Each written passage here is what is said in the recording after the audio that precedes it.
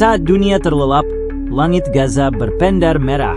Dentuman rudal-rudal Israel kembali membelah malam, menghantam permukiman padat di Jabalia dan Han Younis. Namun, sesuatu berbeda kali ini.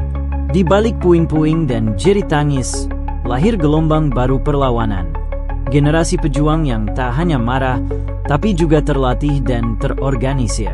Selama bertahun-tahun, milisi Gaza diam-diam membangun jaringan perlawanan bawah tanah.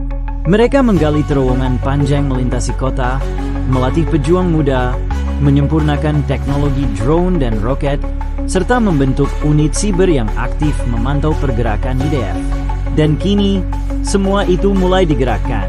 Pagi itu, 17 roket buatan lokal meluncur secara bersamaan menghantam pangkalan udara Hatzrim dan barak militer di Negev. Iron Dome, yang biasanya begitu ampuh, kewalahan menghadapi jumlah serangan yang datang dari berbagai arah sekaligus. Dunia pun terkejut, Gaza yang terisolasi kini mampu menembus sistem pertahanan udara tercanggih Israel. Bukan hanya itu, komunikasi militer Israel terganggu oleh serangan siber yang melumpuhkan jaringan radio. Serangan ini bukan hanya simbolik, tapi strategis. Para analis pertahanan menyebutnya sebagai pukulan terkoordinasi pertama dari Gaza yang hampir menyerupai operasi militer formal. Dari reruntuhan, muncul semangat baru. Gaza tidak hanya bertahan, Gaza melawan.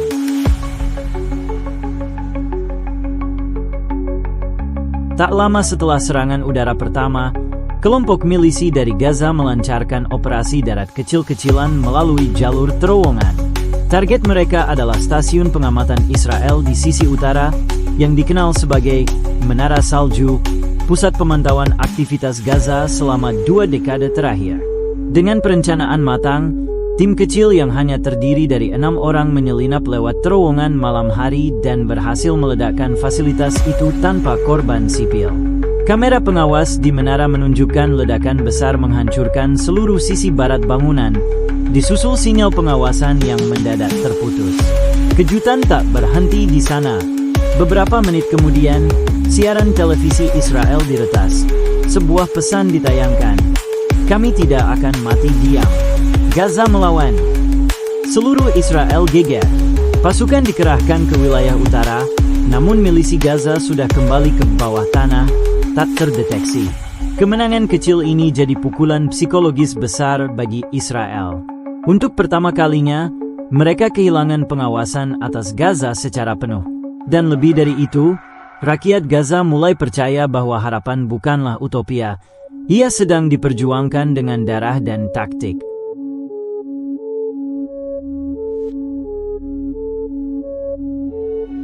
Tiga hari setelah operasi darat berhasil, Israel meluncurkan serangan udara balasan yang brutal.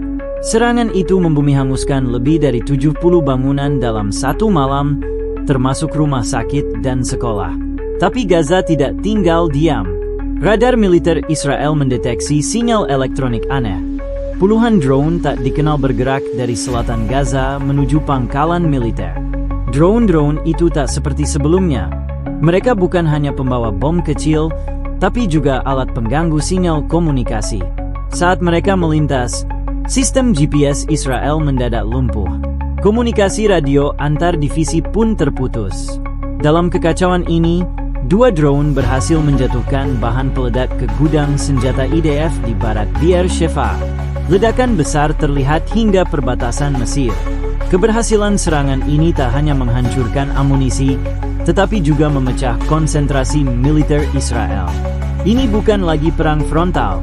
Ini perang jaringan, teknologi, dan kegigihan akar rumput.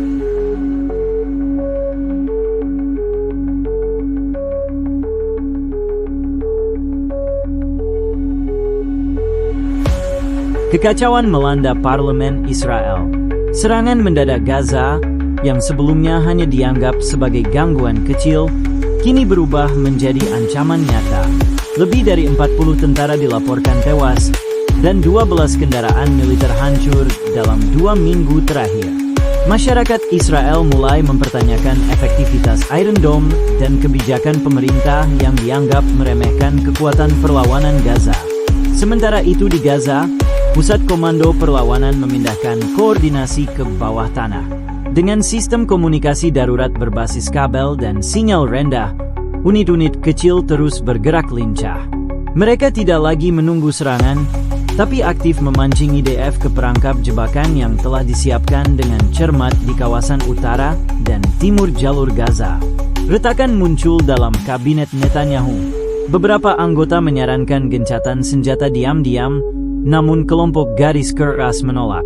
Israel tak ingin terlihat kalah, tapi setiap penundaan justru memperbesar kerugian mereka. Gaza, yang dianggap akan menyerah dalam seminggu, justru semakin solid. Bukan hanya kekuatan fisik yang mereka bangun, tapi juga simbol moral perlawanan.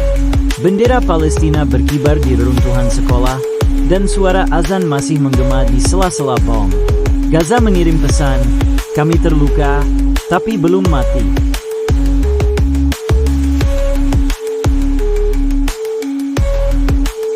Tengah malam, unit khusus Gaza melakukan serangan lintas perbatasan melalui terowongan yang bermuara langsung ke luar pagar pemisah Israel. Target mereka adalah radar pemantauan dan pos logistik kecil di wilayah barat Negev. Operasi ini berlangsung hanya 11 menit, tapi efeknya bertahan berhari-hari.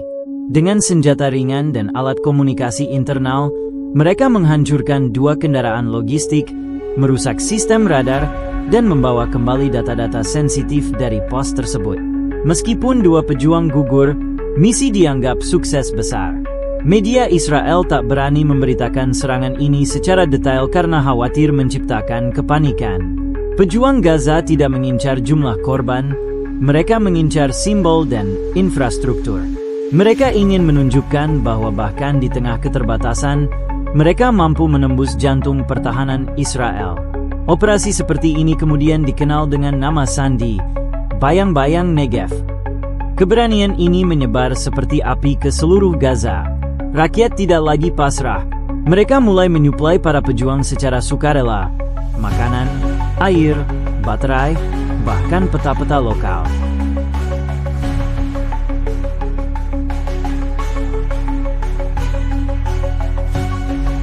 Gempuran informasi dari pihak Gaza tidak kalah mematikan dari roket dan senjata.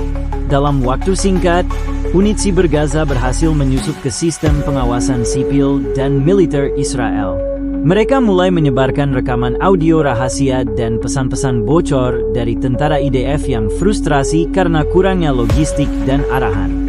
Situs web pemerintah Israel beberapa kali mengalami down, dan akun media sosial tokoh-tokoh penting Israel tiba-tiba memposting pesan damai dan ajakan mundur.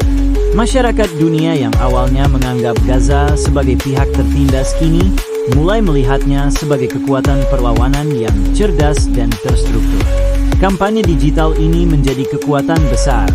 Gaza tak hanya melawan di medan tempur, tetapi juga di medan persepsi global. Di TikTok dan Instagram, jutaan pengguna memviralkan narasi-narasi perjuangan rakyat Palestina, membanjiri platform dengan video dokumentasi serangan Israel terhadap warga sipil. Perang berubah, bukan hanya tentang peluru, tapi juga tentang siapa yang bisa mengendalikan narasi.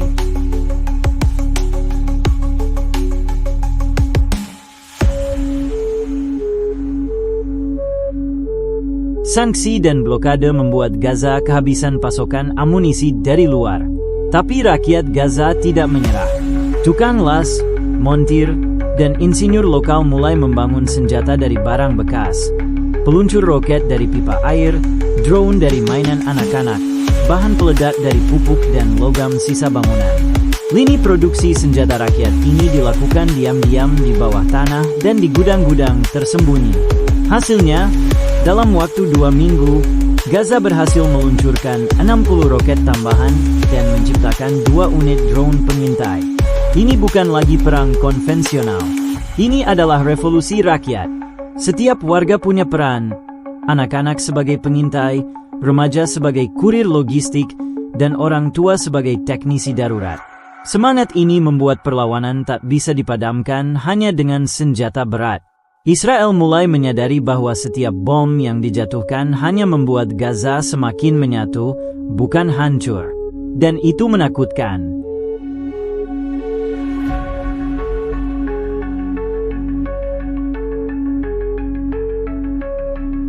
Sementara Gaza semakin kuat, di dalam Israel terjadi krisis besar. Rakyat mulai turun ke jalan menuntut Netanyahu mundur. Para orang tua prajurit IDF mulai menolak mengirim anak mereka ke Gaza karena mereka merasa pemerintah telah gagal memberi perlindungan dan kepastian. Media internasional menyoroti bagaimana Israel, yang selama ini menjadi simbol kekuatan di Timur Tengah, kini mulai runtuh oleh perlawanan kecil namun terkoordinasi. Bahkan, negara-negara sekutu seperti Jerman dan Inggris mulai mendesak Israel membuka jalur diplomatik dan menghentikan serangan ke Gaza. Pecahnya konsensus politik internal memperlemah kekuatan komando. Beberapa jenderal menolak perintah. Ada yang mulai mengundurkan diri. Dan ini belum termasuk masalah ekonomi akibat pengalihan dana militer besar-besaran. Krisis total mulai terlihat.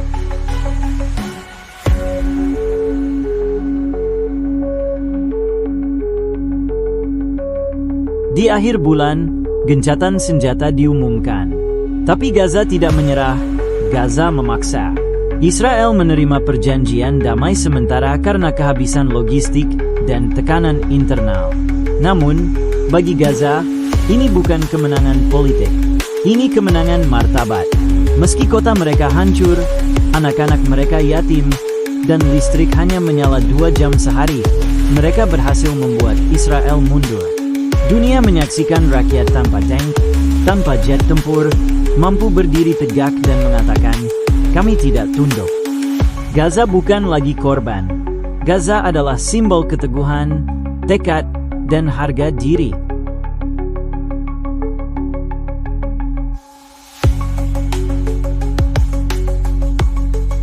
Pasca gencatan senjata, Gaza masih reruntuhan. Tapi di setiap puing, ada tangan-tangan yang membangun. Anak-anak kembali sekolah walau hanya beratapkan terpal. Para ibu menanam sayur di antara lubang bom. Pejuang yang selamat membantu membersihkan jalan, bukan dengan senjata, tapi dengan sekop dan ember. Dunia mulai membuka mata. Bantuan internasional mulai berdatangan, bukan karena belas kasihan, tapi karena kagum. Gaza menunjukkan bahwa kekalahan bukan tentang berapa banyak bangunan yang hancur, tapi tentang siapa yang terus berdiri. Perang belum berakhir, tapi Gaza sudah menang dalam satu hal. Ia menolak tunduk, dan dalam penolakan itu, lahirlah harapan baru.